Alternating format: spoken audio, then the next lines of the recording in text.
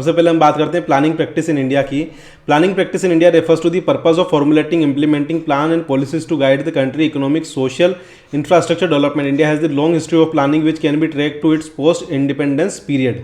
तो दोस्तों planning practice का मतलब क्या है कि इंडिया में किस टाइप की प्लानिंग प्रैक्टिसेस यूज़ की जाती है, कैसे इंडिया में जो है पूरा का पूरा एक प्लानिंग होती है, और पोस्ट इंडिपेंडेंस आज़ादी के बाद इंडिया में जो है लॉन्ग टर्म प्लानिंग हिस्ट्री उसके बारे में हम जानते हैं, है ना। क्या एस्पेक्ट्स हैं। पहला जो जनरली इंडिया में प्लानिंग होती है वो आता है, फर्स्ट पॉइंट आता है 5 ईयर प्लान। जी हाँ दोस्तों, India adopted A model of economic planning that was heavily influenced by the Soviet union. The country initiated a series of 5 year plan with the first plan starting from 1959. These plans aim to promote economic growth, reduce poverty and address social inequality. As my knowledge update in September 2021, India was the 12th 5 year plan. तो दोस्तों सबसे पहले India में जो planning होती है वो 5 year plan के अकॉर्डिंग प्लानिंग, जो सारी की सारी जो प्लानिंग हो रही है वो 5 ईयर प्लान के अकॉर्डिंग हो रही है। 1951 से ये प्लानिंग चालू हुई, जिसके अंदर मेजरली जो है पॉवर्टी हो गया, इकोनॉमिक ग्रोथ हो गया, सोशल इनइक्वलिटीज़ हो गए, सारे के सारे मुद्दे हमेशा रहने वाले हैं। ठीक है। दूसरा अगर बात करते हैं हम नीति आयोग, इंडिया में जो प्लानिंग करता है या नीति बनाता है उसे नीति आयोग बोलते हैं। इन 2015 the Indian government replace the planning commission. पहले इससे पहले कौन सा क्या होता था, प्लानिंग कमीशन। आप याद रखेंगे कि इंडिया में जो है अभी क्या है, NITI Aayog, national institution of transforming India. NITI Aayog serve as think tank and policy advisory body which formulates long term and short term development strategies and policies. तो इंडिया में मेजरली काम कौन करता है, नीति आयोग काम करता है। Decentralized planning. In addition to central planning, India also encourage decentralized planning at the state and local levels. State and union territories in India formulate their own development plan based on their specific needs and priorities. तो India में जैसा कि आपने देखा कि एक तो अपने पास जो होती है सेंट्रल गवर्नमेंट होती है और एक होती है आपके पास स्टेट गवर्नमेंट, है ना। जैसे आपके स्टेट यूपी की अगर बात करें तो यूपी में मुख्यमंत्री कौन है, योगी, और सेंट्रल में कौन है, मोदी जी, है ना। तो अब मोदी जी ने कोई योजना बनाई, उसको अलग हट के योगी जी भी कुछ योजना बना सकते हैं। जैसे कई बार अपन देखते हैं कि मुख्यमंत्री आवास योजना, आगे पढ़ेंगे भी हम इस बारे में, तो मुख्यमंत्री आवास योजना हो गई आपकी, इस टाइप की जो योजनाएं बनाई जाती है वो स्टेट के स्तर पे, यूनियन टेरिटरीज के स्तर पे अपनी नीड्स और प्रायोरिटीज़ के बेसिस पे हम प्लान डेवलप कर सकते हैं। प्लानिंग ऑब्जेक्टिव्स की बात करें, the objectives of planning in India include economic development, poverty reduction, social justice and creation of infrastructure. This plans aim to provide the overall quality of life for the people of India. तो planning के main objective क्या क्या है कि business का growth होना चाहिए, जो गरीबी है वो नीचे बने, सोशल जस्टिस सबको मिले, लोगों की जो क्वालिटी ऑफ लाइफ है वो इम्प्रूव हो। तो ये कुछ जनरलाइज प्लानिंग ऑब्जेक्टिव्स हैं।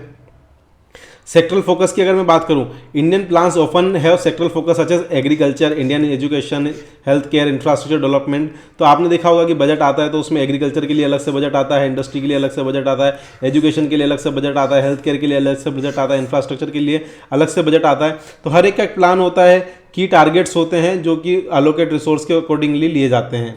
पब्लिक एंड प्राइवेट सेक्टर का क्या पार्टिसिपेशन है। Planning in India involves both public and private sectors. Public sector enterprises play a significant role in implementing planned objectives, but there is also growing emphasis on public-private partnership to encourage private sector participation in various development projects. तो मान लीजिए सरकार ने कोई highway decide किया कि हम एक हाईवे बनाएंगे, मान लीजिए यूपी से लेके जो है आपका कोलकाता तक एक हमें पूरा का पूरा एक हाईवे कॉरिडोर बनाना है। तो अब इसके अंदर जो है वो दोनों गवर्नमेंट काम करेगी, पहली चीज़ है ना। सेंट्रल हाईवे का जो काम होता है वो सेंट्रल गवर्नमेंट का होता है, लेकिन वहाँ पर हमें पब्लिक की जो ज़मीन है गवर्नमेंट लेके देगी, उसे कोई प्राइवेट ओनर डेवलप करेगा और उसके ऊपर जो पब्लिक है ना, पब्लिक क्या करेगी उसके ऊपर आप टोल लगता है, हाईवे से जाते हैं। तो इस टाइप की जो चीज़ें होती है उसे हम बोलते हैं पब्लिक प्राइवेट पार्टनरशिप। जी हाँ दोस्तों, तो पब्लिक प्राइवेट पार्टनरशिप जो है वो इनकरेज करती है वेरियस डेवलपमेंट प्रोजेक्ट में किसका, प्राइवेट जो है प्लेयर्स हैं वो उसके अंदर आएँ, ताकि उनका भी जो है मोटिवेशन मिलता रहे और काम भी अच्छे से टाइम पर कंप्लीट हो जाए। Evaluation and mid-course corrections. Periodic evaluation of planning programs are conducted to assess progress and make necessary mid-course corrections. अब जैसे मैंने आपको कई बार बोला है कि जैसे अभी क्या चल रहा है, अभी AI बहुत तेज़ी से आ गया, लास्ट के कुछ टाइम में जो है AI का यूज़ बहुत ज़्यादा होने लगा है।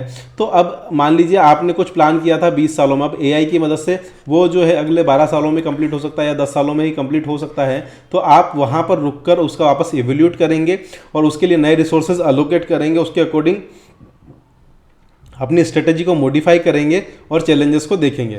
अगला globalisation and liberalisation, India planning approach has evolved in response to globalisation and liberalisation policies, economic reforms and liberalisation have influenced the planning process, make it more market oriented, open to foreign investment.